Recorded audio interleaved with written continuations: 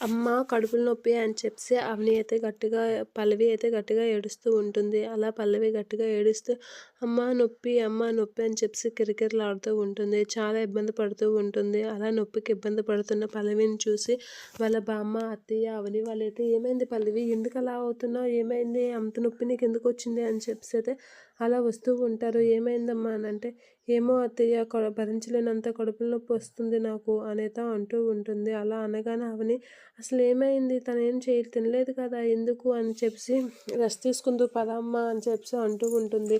"లేదత్తయ్య ఇప్పుడొద్దు, ఇప్పుడు తిన్ని హాస్పిటల్‌కి తీసుకెళ్దాం. అక్కడికెళ్ళి వచ్చాక డాక్టర్స్‌తో చూపిస్తే మంచిది" అని చెప్పేసి వాళ్ళ అత్తయ్య అంటూ ఉంటుంది. కదా అవని "పద హాస్పిటల్‌కి తీసుకెళ్దాం" అనేత అంటూ ఉంటుంది. ఇక "అవునత్తయ్య" అని చెప్పేసి వీళ్ళైతే హాస్పిటల్‌కి తీసుకొని వెళ్తూ ఉంటారు. అలా వెళ్తూ కమల్ వాళ్ళకైతే ఫోన్ చేస్తూ ఉంటుంది. ఇక వాళ్ళ బామ్మాయి అయితే పల్లవి వేసుకున్న ట్యాబ్లెట్స్‌ని అయితే తీసుకొని వస్తూ ఉంటుంది.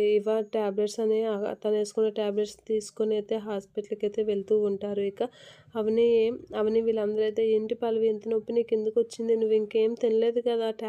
విటమిన్ ట్యాబ్లెట్ ఒకటే కదా వేసుకున్నావు" అని అంటే "అవునక్క విటమిన్ ట్యాబ్లెట్ వేసుకుని పాలు తాగిన నుంచే నాకు ఈ నొప్పి వచ్చింది" అని చెప్పేసి పల్లవి అయితే అంటూ ఉంటుంది అవని వాళ్ళతో.